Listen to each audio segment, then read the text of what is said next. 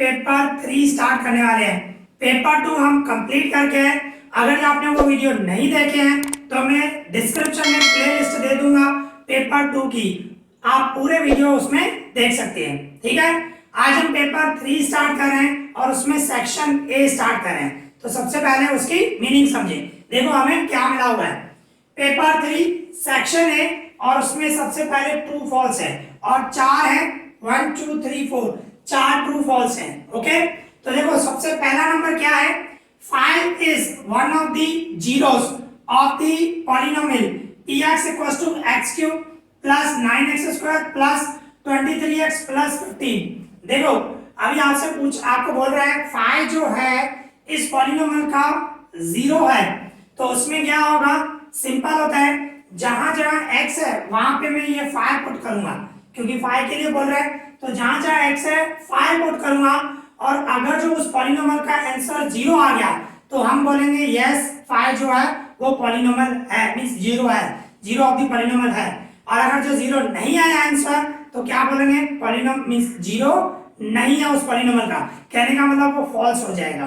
देखो simple concept है, आप खुद सोचो x की जगह पे हमें 5 रखें तो देखो बीच में हर जगह प्लस है, तो मैं x की जगह पे 5 रखूंगा तो सिंपल कंसेप्ट है 0 तो आंसर आने वाला ही नहीं है, नहीं आएगा ना, क्योंकि आप सोचो प्लस में है, अगर जो 0 लाना है तो बीच में माइनस होना जरूरी है, तो माइनस तो है ही नहीं। आप सॉल्व करके देखो, देखो आपको यहाँ पे पॉलिनोमियल दी हुई है x cube plus 9x square plus 23x plus 15। ठीक है, तो मैं जहां जहां x है वहां पे 5 रखूं, क्योंकि 5 0 है ऐसा पूछ रहा है। ठीक है ना, तो x की जगह पे मैं 5 रखूं तो यहाँ पे 5 की 3 होगी प्लस 9, यहाँ पे 5 की स्क्वायर और ये 23 x की जगह पे 5, ये 15 सेम, 5 की 3 मतलब 125, 5 5 25, 25 5 125, फिर प्लस 9 5 की स्क्वायर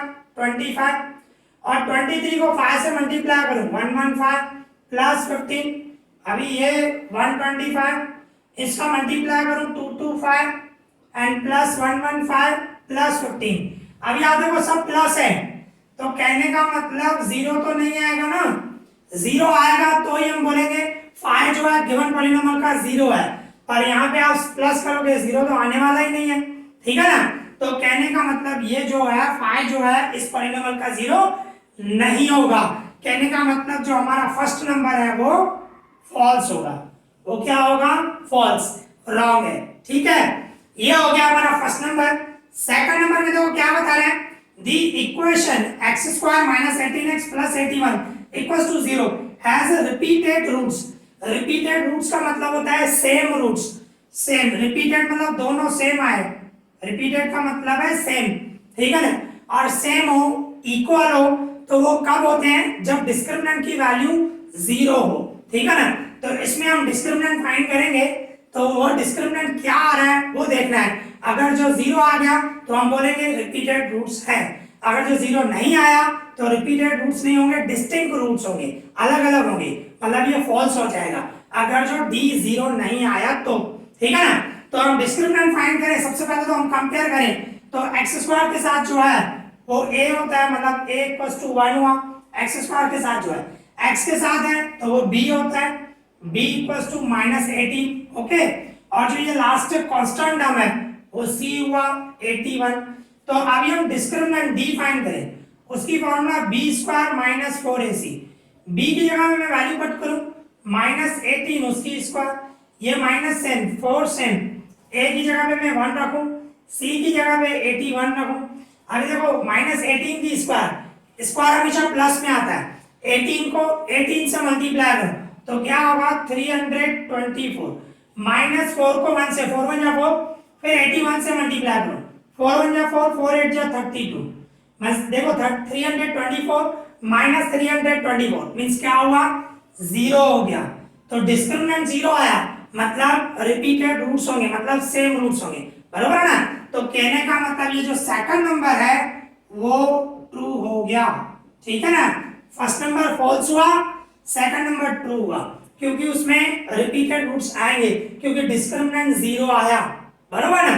तो सिंपल है, आ जाओ थर्ड नंबर में देखो क्या बता रहा है, HCF of 32 and 81 equals to 1। मतलब मैं HCF निकालूंगा 32 और 81 का। अगर जो दोनों का HCF 1 आया तो बोलेंगे ट्रू है, अदरवाइज फॉल्स है। ठीक है ना। तो अभी हम रूट्स निकाल दें, तो ये मैं पहले रफ कर लेता हूं, मींस अभी HCF फाइंड करते हैं, रूट्स नहीं। ठीक है, तो सिंपल है, 32 और 18 इसके हमें मींस फैक्टर निकालने पड़ेंगे। अब 32 इक्वल्स टू क्या होगा, 2 की 5, क्योंकि 2 2 जा 4, 4 2 जा 8, 8 2 जा 16, 16 2 जा 32, मतलब 32 इक्वल्स टू 2 की 5 पावर होगा। और दूसरा कौन सा है, 81 है, तो 81 है, 81 मतलब 3 की 4 पावर, 3 3 जा 9, 9 3 जा 27, 27 3 जा 81। ठीक है ना, इस तरह होता है। तो मैं HCF निकालूं, HCF ऑफ 32 एंड 81। तो ये जो आपने फैक्टर निकाले इसमें HCF का मतलब कॉमन फैक्टर, कॉमन मींस दोनों में सेम क्या है। आप देखो 2 की 5 है, 3 की 4 है, कुछ भी कॉमन है, कॉमन है ही नहीं। ऊपर 2 है और नीचे 3 है, तो कॉमन नहीं है। कॉमन नहीं है तो HCF क्या होगा, 1 होगा, क्योंकि कॉमन कुछ भी नहीं है। आप ऐसे बोल सकते हो 2 की 5 मल्टीप्लाई 1 मल्टीप्लाई 1, तो कहने का मतलब 1 कॉमन हुआ। या ऐसे समझो, या तो आपको पता होना चाहिए अगर जो कॉमन नहीं होता है तो HCF 1 होता है। ठीक है ना, तो HCF 1 हुआ तो कहने का मतलब HCF 1 है, ये हमारा ट्रू हुआ। ओके, ये भी थर्ड नंबर जो है वो हमारा ट्रू हुआ। ओके, आगे देखो फोर्थ नंबर, फोर्थ में क्या बता रहे हैं, the graph of 4x plus 7y equals to 0 is a line passing through the origin। मतलब इसका अगर जो हम ग्राफ बनाएंगे ना, ये जो है इसका अगर जो हम ग्राफ बनाएंगे वो ओरिजिन में से पास होगा। तो देखो कभी भी ओरिजिन के लिए बताए ना, देखो क्या करो, हमें मिला हुआ है 4x plus 7y equals to 0। तो इसमें क्या करो, आप x की जगह पे या y की जगह पे कहीं पे भी आप एक 0 रख दो। मैं सपोज करो मैं x इक्वल्स टू 0 ले रहा हूं। ठीक है, x इक्वल्स टू 0 लूंगा तो जहां जहां x है मैं 0 रखूंगा, 4 यहां पे x की जगह पे 0 रखूं, प्लस 7y इक्वल्स टू 0, तो ये 0 हो गया, प्लस 7y इक्वल्स टू 0, 0 किसी जगह इंटू करो 0 हो गया। तो कहने का मतलब 7y इक्वल्स टू 0, 7 जाएगा डिवाइड में तो y इक्वल्स टू 0/7, 0 किसी जगह डिवाइड करो 0। देखो x की जगह पे हमने 0 रखा तो y भी 0 आ गया। तो कहने का मतलब कौन सी पॉइंट हुई, x का 0 y का 0। देखो कभी भी ओरिजिन बताए ना, या तो x की जगह पे या तो y की जगह पे आपको जो सही लगे 0 ले लो। मैंने यहाँ पे x की जगह पे 0 लिया और y की वैल्यू फाइंड की। ठीक है ना, तो मैंने x की जगह पे 0 रखा, y की वैल्यू फाइंड की, वो भी 0 आया। तो कहने का मतलब कौन सी पॉइंट आई, x भी 0 y भी 0। ओरिजिन ही होता है, ओरिजिन के कोऑर्डिनेट यही होते हैं 0 0। तो आप अगर जो ग्राफ निकालोगे तो ये जो होता है बीच में ये ओरिजिन होता है, x भी 0 y भी 0, दोनों 0 आए तो आप जो ये लाइन बनाओगे नेचुरली इसमें से पास होगा, ओरिजिन में से होगा ही, क्योंकि दोनों 0 आए। x की जगह पे मैंने 0 लिया, y भी 0 आया, तो कहने का मतलब एक पॉइंट तो ये आने ही वाली है, दोनों 0 0 है, मतलब यस ये जो लाइन है ओरिजिन में से पास होगी। ठीक है ना, तो कहने का मतलब ये फोर्थ नंबर क्या हुआ, ये भी हमारा ट्रू हुआ। ठीक है ना, तो फर्स्ट नंबर सिर्फ फॉल्स हुआ, फर्स्ट में मींस 5 जो है वो 0 नहीं आया, एंड सेकंड में ट्रू हुआ क्योंकि डिस्क्रिमिनेंट 0 आया तो रूट्स रिपीटेड हुए, एंड थर्ड में HCF दोनों का निकाला 1 ही आया तो ये भी ट्रू हुआ, और लास्ट फोर्थ में बोल रहा है ओरिजिन में से पास होगा। आपके पास एक लाइन दी हुई है मींस इक्वेशन दी हुई है, तो सिंपल है, इसमें क्या होता है जब भी ओरिजिन में से बताए ना तो एक वेरिएबल पे या तो x की जगह पे या y की जगह पे 0 रखो, फिर दूसरा वेरिएबल क्या आ रहा है वो आप देखो। तो मैंने यहाँ पे x की जगह पे 0 रखा तो y भी 0 आया, तो कहने का मतलब एक कोऑर्डिनेट 0 0 मिला। तो 0 0 कहाँ पे होता है, ओरिजिन पे ही होता है, तो यहीं से पास होगी लाइन। ठीक है ना, तो इसीलिए ये भी ट्रू हुआ। ओके, तो यहाँ पे ये हमारे ट्रू फॉल्स कंप्लीट हो गए। ठीक है, अब इसी तरह हमारे पास फिल इन द ब्लैंक्स है, ट्रू फॉल्स कंप्लीट करके अभी हम फिल इन द ब्लैंक्स करेंगे। देखो फिल इन द ब्लैंक्स 1 2 4 जो ट्रू फॉल्स है वो कंप्लीट हो गया। अभी 5 6 एंड 7 जिसमें आपको ऑप्शन भी दिए गए हैं। ठीक है ना, तो सबसे पहले हम 5 नंबर पढ़े, देखो क्या मिला हुआ है, x equals to 2 and y equals to 3, ये वैल्यू मिली हुई है, is one of the solution of the equation, ये इक्वेशन मिली हुई है 4x + 7y = k, उसका सॉल्यूशन ये दिया गया है x = 2 and y = 3, then k = k की वैल्यू क्या होगी वो हमें बतानी है। तो देखो किस तरह होगा, बिल्कुल सिंपल है, आपको यहाँ पे दिया हुआ है 4x + 7y = k मिला हुआ है, ठीक है ना। तो x = 2 है, तो जहां जहां x है वहां पे मैं 2 रखूंगा, ये 4 x की जगह पे 2 रखूंगा, प्लस सेम 7 सेम, y की जगह पे क्या रखूंगा, y = 3 है, तो मैं y की जगह पे 3 रखूंगा, इक्वल्स टू k, मींस क्या हमें सॉल्यूशन दिया हुआ है, तो सिंपल है, x की जगह पे मैंने 2 रखा और y की जगह पे 3 रखा जो मिला हुआ है क्वेश्चन में। बस इसको अभी सॉल्व करेंगे, हमें k की वैल्यू आ जाएगी 8 मींस 4 2 जा 8 होगा एंड ये 21 होगा, ठीक है, दोनों का प्लस करूं 29 हुआ, मींस k की वैल्यू जो हुई वो 29, मतलब फिल इन द ब्लैंक्स में जो है वो 29 आएगा। ओके, तो ये 5 नंबर कंप्लीट हो गया। अभी देखो 6 नंबर, 6 में क्या बता रहे हैं, the smallest integer divisible by all the integers from 1 to 10, मतलब ऐसा छोटा नंबर बताओ, स्मॉलेस्ट बोल रहा है, छोटा में छोटा नंबर ऐसा बताओ जो 1 से लेकर 10 तक सबसे डिविजिबल हो, मतलब सब उसको डिवाइड कर सको। तो सिंपल है, 1 से लेकर जो 10 तक जो भी नंबर है उनका आपको एलसीएम निकालना पड़ेगा, ठीक है ना। तो देखो किस तरह होगा, मैं इसको रफ कर रहा हूं, देखो इसमें किस तरह होगा, 1 से लेकर 10 तक, क्योंकि 1 से लेकर 10 तक बोल रहा है, उसका स्मॉलेस्ट नंबर फाइंड करो, जो 1 से लेकर 10 तक जो भी नंबर है उससे डिविजिबल हो।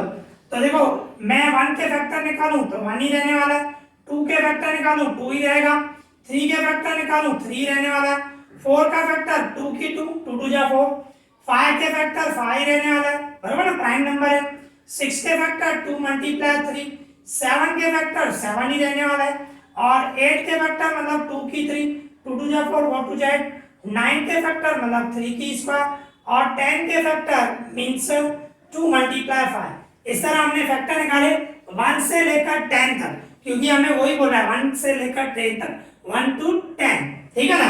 तो इसका हम एलसीएम निकालेंगे, और एलसीएम में क्या हो रहा है, सभी नंबर आने चाहिए और कोई भी नंबर रिपीट नहीं होना चाहिए। जैसे कि यहाँ पे देखो 1 है तो 1 तो लिख दो, चलो ये 1, अभी 2 देखो यहाँ पे भी है, यहाँ पे भी है, और यहाँ पे भी है, यहाँ पे भी है, यहाँ पे भी है, एक ही बार लिखूंगा पर जो बड़ी पावर हो। तो 2 की देखो यहाँ पे 2 की 1 पावर है, यहाँ पे 2 की 2 पावर है, यहाँ पे 2 की 1 पावर, यहाँ पे 2 की 3 पावर, यहाँ पे 2 की, तो 2 की 1 पावर, तो सबसे बड़ा कौन सा होगा, 2 की 3 पावर, वो लिखा जाएगा। 2 एक ही बार लिखेंगे पर उसकी बड़ी पावर लिखते हैं, ठीक है ना, ये ध्यान रखना। अभी इसी तरह आप देख सकते हो ये 3 है, ठीक है, यहाँ पे 3 है, यहाँ पे ये नहीं 2 की 3 है, यहाँ पे देखो 3 की 2 पावर है, ठीक है ना, यहाँ पे 3 है, यहाँ पे 3 है, यहाँ पे 3 की 2 पावर है, तो सबसे बड़ी पावर तो क्या है, 3 की 2 पावर। ओके, इसके बाद 5 लिखेंगे, 5 यहाँ पे भी है और यहाँ पे भी है, तो 5 की 1 पावर मतलब 5 ही लिखेंगे। इसके बाद कोई नंबर देखो 7 है, 7 भी है ना, 7, सब नंबर आने चाहिए, कोई भी नंबर रहना नहीं चाहिए, एलसीएम में सभी नंबर लिखे जाते हैं, और जो नंबर रिपीट हो रहा है तो उसकी बड़ी पावर लिखी जाती है। जैसे कि 2 2 रिपीट हुआ तो मैंने 2 की 3 लिया जो सबसे बड़ी पावर है, इसी तरह 3 भी रिपीट हुआ तो 3 की 2 पावर सबसे बड़ी है तो वो लिया, और 5 भी रिपीट हो रहा है पर 5 की 1 पावर है, 2 बार रिपीट हुआ, 5 की 1 पावर है तो वही लूंगा। और इसके बाद 7 एक ही बार रिपीट हो रहा है तो 7, अभी इन सबका जो इनटू हुआ वो हमें एलसीएम हो जाएगा। तो देखो आप ये 1 × 2 की 3 मतलब 8 होगा, 2 2 जा 4 4 2 जा 8, इसी तरह 3 की 2 3 3 जा 9, और ये 5 और ये 7, ठीक है।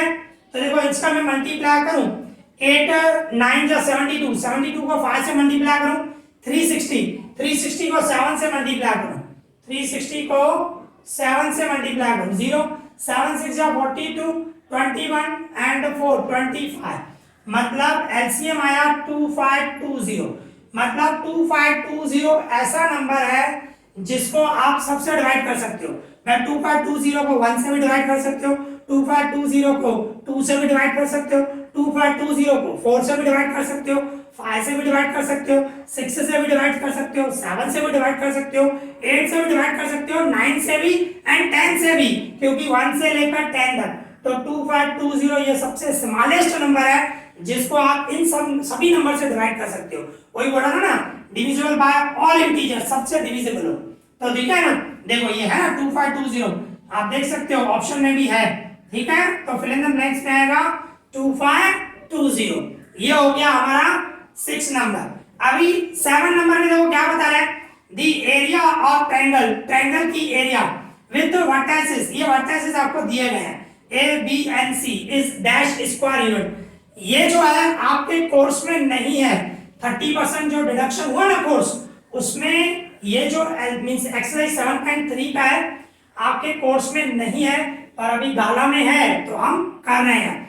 एक्सरसाइज 7.3 का ये सम है, एरिया ऑफ ट्रायंगल, जो आपके कोर्स में से रिड्यूस हो चुका है, 30% जो कोर्स रिडक्शन हुआ है उसका है ये, तो उसमें आ गया है, तो अभी हम कर रहे हैं। तो उसमें आप देख सकते हो ये 7.3 एक्सरसाइज का है, ध्यान रखना।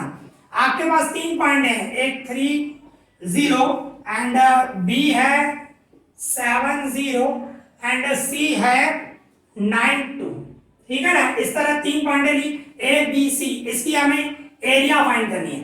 ठीक है ना, तो हम ऐसे बोले area of triangle A B C, इस तरह सिंबल में लिख सकते हैं।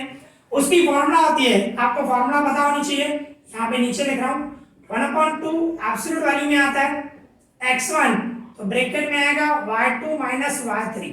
ठीक है, फिर प्लस x2 ब्रैकेट में आएगा y3 माइनस y1, फिर x3 ब्रैकेट में y1 माइनस y2। ठीक है ना, एब्सोल्यूट वैल्यू भी आएगा लास्ट में। तो अभी क्या है, इसमें हम वैल्यू पुट करेंगे, ये एरिया ऑफ ट्रायंगल की फॉर्मूला है, एक्सरसाइज 7.3 का है। तो सिंपल है, ये देखो ये x1 y1 होता है, ये x2 y2 होता है, ये x3 y3 होता है। तो अभी आपका x1 क्या है 3 है, और y2 माइनस y3, ये y2 और ये y3 मतलब 0 माइनस 2। ठीक है ना, प्लस x2 आपका 7 है, फिर y3 माइनस y1, ये y3 और ये y1 मतलब 2 माइनस 0, फिर x3 आपका 9 है and y1 minus y2 0 minus 0। ठीक है ना, ये हुआ आपका। फिर इसको सॉल्व करें, ये 1/2, ये 3, इसको सॉल्व करूंगा -2, 0 में से 2 गए -2, फिर प्लस 7, 2 में से 0 गए 2, ये 9, 0 में से 0 गए 0। ओके, फिर ये 1/2, इन दोनों का मल्टीप्लाई करूंगा -6, इन दोनों का मल्टीप्लाई करूं 14 एंड 0 को मल्टीप्लाई करूंगा 0 ही हो जाएगा। ठीक है ना, अभी क्या होगा 14 में से 6 गए, इसको माइनस इसको plus, minus plus minus sign बढ़ेगी, 14 में से 6 गए 8 और ये 1/2 आगे है। अभी 2 का डबल लगाऊं 4, मींस आपकी एरिया क्या आई, ये 4 आई। ठीक है ना, आप देख सकते हो ऑप्शन में है ये 4 स्क्वायर यूनिट।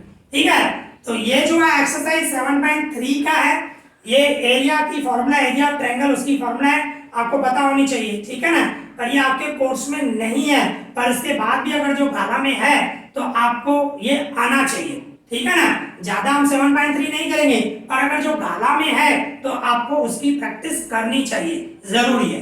ओके, तो यहाँ पे ये हमारे तीनों fill in the blanks complete हो गए। ठीक है, अब इसी तरह हमारे पास 3 और फिल इन द ब्लैंक्स है। देखो क्या मिला हुआ है, सबसे पहले 8, 9 और 10 है, तो सबसे पहले 8 समझे। 8 में देखो क्या बोल रहे हैं, the product of 2 consecutive positive even integer. देखो कंसेक्यूटिव का मतलब होता है कंटिन्यूअस, सक्सेसिव। भाई एक 10 है तो उसके बाद क्या आएगा 12, इवन नंबर बोल रहा है, ध्यान रखना इवन। 10 के बाद कौन सा इवन आएगा 12, तो ये कंसेक्यूटिव इवन नंबर हुए। ठीक है ना, भाई एक सपोज करो 22 है तो उसके बाद क्या आएगा 24 आएगा, इस तरह।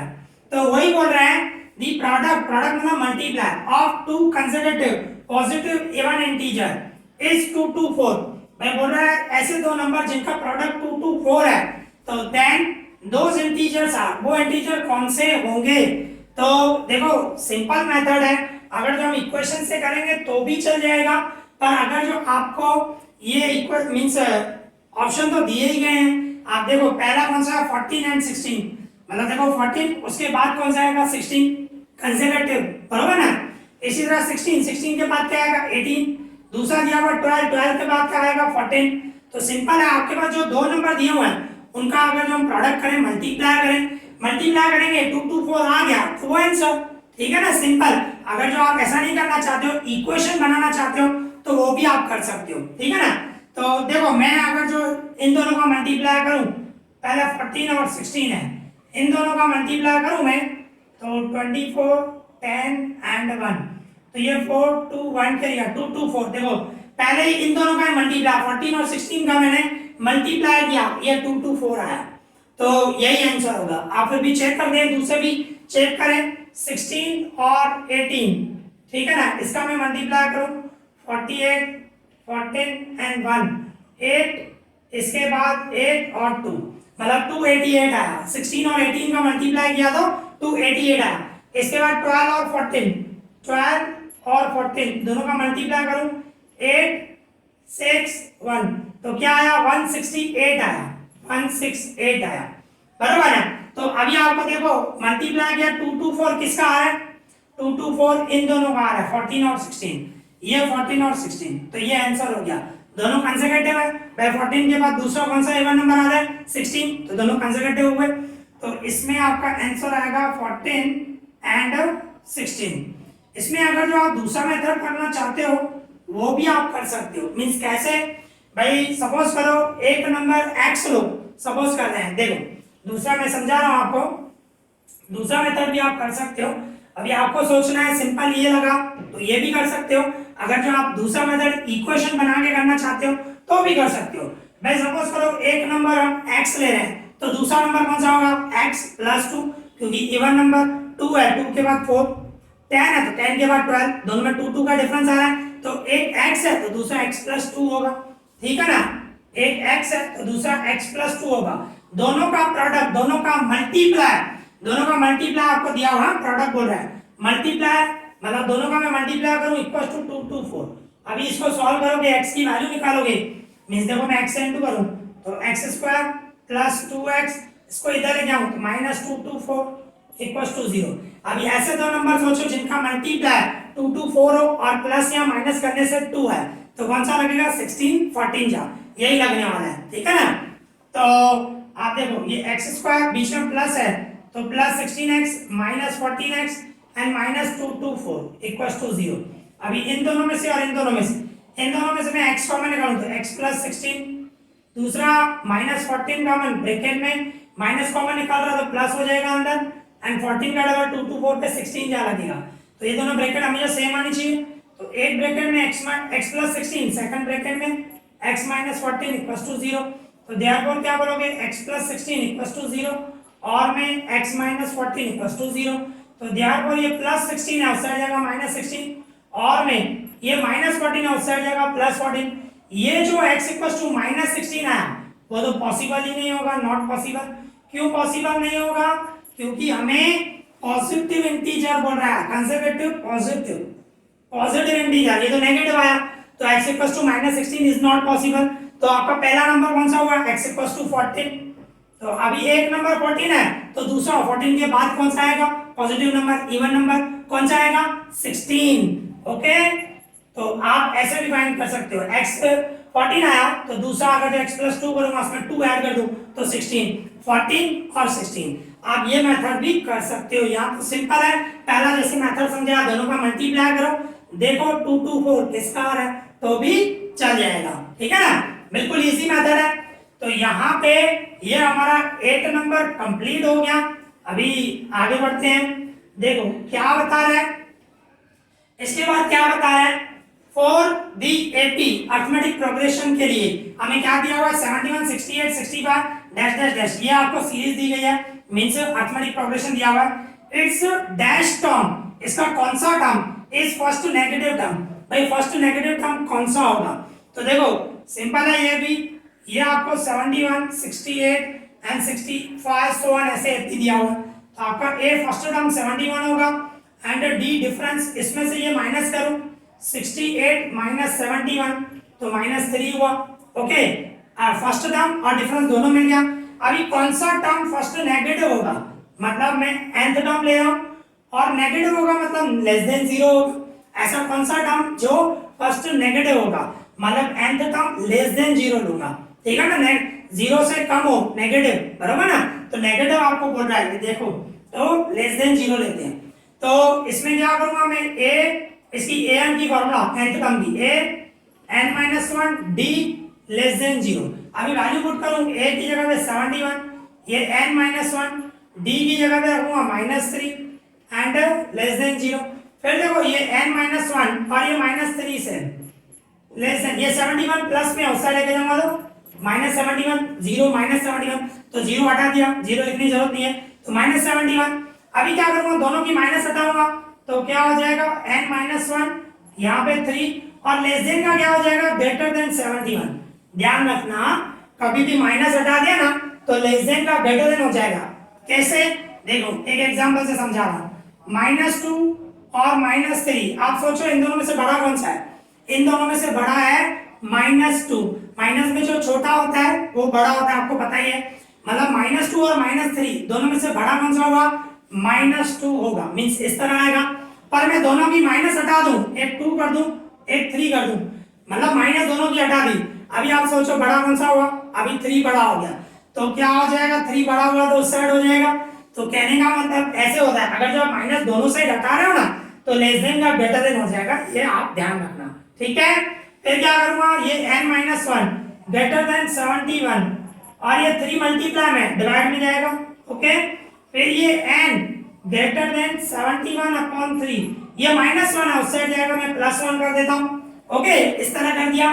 फिर मैं इसको सॉल्व कर रहा हूं, यहां पे कर रहे हैं, देखो हमें दिया हुआ है n ग्रेटर देन 71 इस तरह है, तो मैं ऐसे करूंगा n greater than cross multiply करूं तो 71 + 3 डिवाइडेड 3, क्रॉस मल्टीप्लाई किया 3 1 जा 3, ठीक है ना, तो मींस क्या हो गया n ग्रेटर देन, दोनों का टोटल करूं 74 डिवाइडेड 3, अभी 3 से मैं डिवाइड करूं तो 3 का डबल लगाऊं, 3 2 जा 6 1 कैरी करूं, 3 4 जा 12 2 बचा, पॉइंट दो 0 6 जा 24.6 आएगा, 24.6 मतलब 25th टर्म, बराबर ना, उसके बाद वाला 24.66 आ रहा है, तो कहने का मतलब हम ऐसे बोल सकते हैं n = 25, n जो है वो 25 होगा, 24.5 हो रहा है, मतलब 25th टर्म जो है वो फर्स्ट नेगेटिव होगा। आपसे पूछ रहा था डैश टर्म, इस एपी का जो डैश टर्म है वो नेगेटिव, फर्स्ट नेगेटिव होगा, तो वो कौन सा होगा 25th होगा, 24.66 है ना, मतलब 25th टर्म, पॉइंट में नहीं लिखते हैं, एन जो टर्म जो होता है वो पॉइंट में नहीं लिखते हैं, तो आपका 25th टर्म जो है वो फर्स्ट नेगेटिव होगा इस एपी का, इस अरिथमेटिक प्रोग्रेशन का, ओके। तो यहाँ पे ये हमारा 9 नंबर कंप्लीट हो गया। अभी 10 नंबर देखें क्या बता रहे हैं, the length of diagonals of a rhombus, rhombus की जो लेंथ है उनकी डायगोनल की मेजरमेंट बता रहा है, are 10 centimetre and 24 centimetre, then the parameter of the rhombus, rhombus की हमें पैरामीटर फाइंड करनी है, ठीक है ना। तो सबसे पहले वीडियो को पॉज करना और ये लिख लेना, ओके, मैं रफ कर रहा हूं।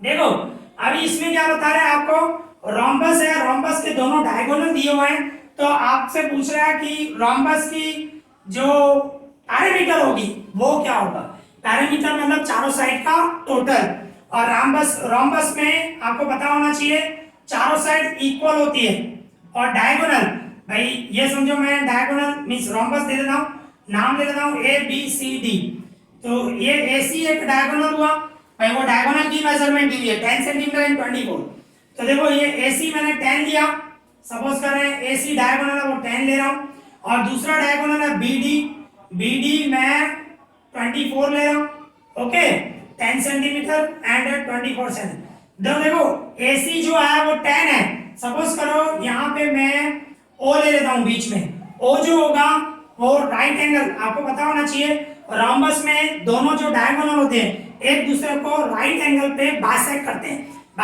मतलब दोनों राइट एंगल होते हैं, ये राइट एंगल होगी, और AO और OC दोनों की मेजरमेंट क्या होगी 5 एंड 5, O जो है वो AC का मिड पॉइंट होगा, AC हमने 10 लिया है तो AO और OC 5 होगी। इसी तरह ही BD आपका 24 है तो BO क्या होगा 12, ओडी क्या होगा 12, इस तरह। अभी आपका ये जो मीन्स ये देखो ट्रायंगल बन रहा है बीओसी, ये देखो ट्रायंगल बन रहा है ना, तो मैं इस तरह बोलूंगा in triangle B O C angle O is a right angle, ये आपको मिला हुआ है। तो राइट एंगल है तो पाइथागोरस की फॉर्मूला लगाओ, तो ये राइट एंगल की सामने वाली साइड हाइपोटेन्यूज, तो BC square equals to OB square plus OC square. क्या किया मैंने, राइट एंगल की सामने वाली साइड हाइपोटेन्यूज हुई BC स्क्वायर इक्वल्स टू ये OB square and OC square, उसकी स्क्वायर का टोटल किया। तो हमें BC फाइंड करना है, नहीं मिला हुआ है। OB आपको कितना है 12 है, मतलब 12 की स्क्वायर। OC क्या है आपका 5 है, 5 की स्क्वायर। तो BC स्क्वायर इक्वल्स टू 12 की स्क्वायर 144, 5 की square 25, means BC square equals to इन दोनों का प्लस करो 169, तो BC square BC equals to 169 square उस साइड जाएगा रूट हो जाएगा, तो 169 का रूट क्या होता है 13, तो BC जो है आपका 13 आया, तो CD भी 13 होगा, DA भी 13 होगा, AB भी 13 होगा, क्योंकि रोम्बस में चारों साइड इक्वल होती है, ठीक है ना। और अभी हमें फाइंड क्या करना है, पैरामीटर फाइंड करना है, बराबर ना, हमें पैरामीटर फाइंड करना है, पैरामीटर ऑफ रोम्बस। और पैरामीटर का मतलब क्या होता है, क्वाड्रिलेटरल है तो चारों साइड का टोटल करो, ट्रायंगल हो तो तीनों साइड का टोटल करो। तो इसमें ये 13 13 13 13 इन चारों का प्लस करूंगा, रोम्बस मींस पैरामीटर वो होगी।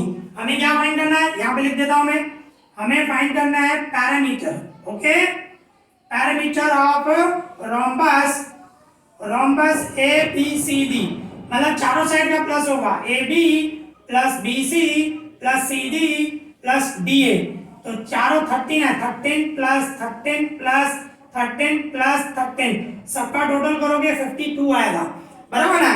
तो इसका आंसर हुआ आपका 52, पैरामीटर ऑफ रोम्बस क्या हुआ 52 होगा, ठीक है ना। तो इस तरह आपको करना है भाई। सबसे पहले क्या है, राइट एंगल मींस जो मींस डायगोनल जो होते हैं वो राइट एंगल में इंटरसेक्ट करते हैं, उसमें से मैंने साइड की मेजरमेंट फाइंड की BC, तो चारों साइड 13 13 होगा, फिर चारों का टोटल कर दिया, पैरामीटर आ गया हमें, ठीक है, बिल्कुल सिंपल है। तो यहाँ पे आज हमने सेक्शन ए में 10 क्वेश्चन किए, जिसमें 1 से लेकर 4 तक ट्रू फॉल्स थे एंड 6 से लेकर 10 तक फिल इन द ब्लैंक्स थे। तो यहाँ पे हमने 10 क्वेश्चन किए, आई होप आपको अच्छे से समझ में आया होगा। अगर जो आपको कोई भी डाउट हो तो मुझे कमेंट करना, मैं उसका रिप्लाई करूंगा। इस वीडियो में thank you for watching this.